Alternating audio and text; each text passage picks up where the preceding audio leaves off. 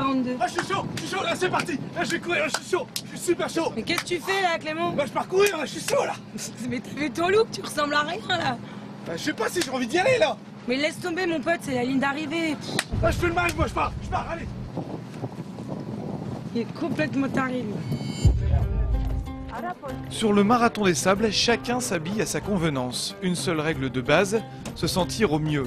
Si la majorité des coureurs portent des guêtres, visières, lunettes de soleil et autres shorts, on se dit que la meilleure façon de courir est encore en basket. Une idée que ne partage pas Leslie, la seule à courir, oui, en sandales. Les cailloux me font un peu peur, c'est vrai. J'irai très doucement, mais j'ai eu de la chance de discuter avec un monsieur qui l'a déjà fait, avec des sandales beaucoup plus primitives que les miens, qu'il a fait lui-même avec de la corde.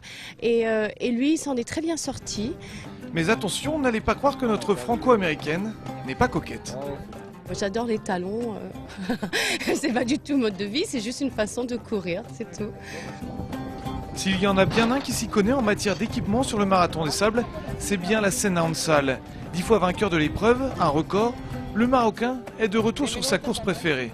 J'ai pas besoin d'apprendre beaucoup d'évitements parce que avec le poids, si on gagne un poids, 1 gramme ou 2 grammes, c'est déjà pas mal. Cette année, pas d'objectif de classement pour l'aîné des frères Hansal. Pour son retour, il court pour guider l'Allemand Harald Lange, coureur non-voyant. C'est lui qui connaît son corps et mieux que moi. Et moi, je regarde le visage, etc. J'écoute sa souffle et j'écoute tout ce qu'il a dit. C'est là où je peux dire, voilà, on va courir ou non. Une écoute de tous les instants du champion pour le plus grand bonheur d'Harald. J'ai besoin d'un guide ici parce que je suis vraiment aveugle. Je suis très content que la scène ait accepté. C'est une super expérience. Et surtout, c'est le meilleur. Comme la Senna Hansal, 8 coureurs français et canadiens trouvent leur motivation en aidant les autres. Jérôme Cazade, le capitaine d'équipe et les siens font ce marathon en transportant via une jouelette 3 adolescents handicapés de l'hôpital Sainte-Justine de Montréal. Une aventure forcément riche en émotions. Nous, on est fiers de nous parce qu'on fait une chose qui plaît aux enfants. Ces jeunes, c'est notre kérosène parce qu'on est dans la difficulté. D'abord, ils font partie de l'équipe, ils nous encouragent, ils sont là avec nous. Place à la 3e étape, longue, de 36,7 km.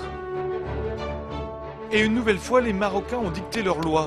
Pour la 3e fois en 3 jours, Rachid El Morabiti s'impose devançant son compatriote et grand concurrent, Abdelkader El Mouaziz. Vraiment, je sens bien. J'ai gardé un peu d'énergie pour demain, la longue étape. Au général, Rachid El Morabiti est logiquement leader.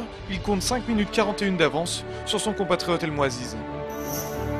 Chez ces dames, 3e victoire en 3 jours également pour la Suédoise Elisabeth Barnes. Laurence Klein revient dans la course en terminant 2e de l'étape devant l'Américaine Howard.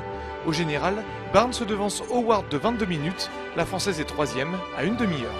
Bon ouais, je crois que courir c'est vraiment pas pour moi. Ce sont vraiment eux les grands champions de ce marathon des sables. Nous on se retrouve demain sur TF5 Monde. Allez, ciao ciao les amis, salut.